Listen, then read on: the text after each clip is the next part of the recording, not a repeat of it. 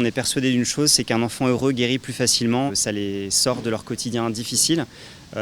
Parfois, quelques minutes de magie, un tour de magie peut, dans certains cas, leur faire oublier en fait les raisons pour lesquelles ils sont présents à l'hôpital, leur maladie, etc.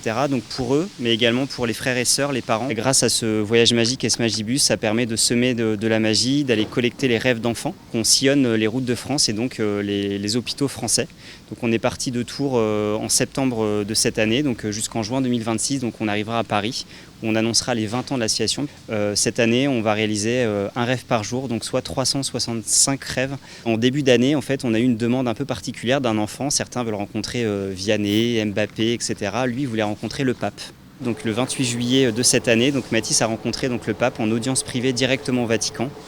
Et ça a été un rêve absolument incroyable qui nous a beaucoup touchés et marqués. Ça leur permet de se déconnecter un petit peu des soins, de vivre quelque chose d'un petit peu exceptionnel aussi. Ça reste des enfants, donc ils ne sont pas que dans le soin, donc c'est important d'avoir des parenthèses comme ça. Il y a des moments, par exemple, où ils peuvent avoir des soins qui sont plus intensifs, qui peuvent être plus agressifs aussi. Et du coup, le fait d'avoir des parenthèses comme ça, ça leur redonne leur statut d'enfant. Ils ne sont pas que malades, ils sont des enfants avant tout. Ça leur donne des étoiles dans les yeux, hein, c'est vrai. On a amené à mon petit-fils des ballons. Il est joyeux avec.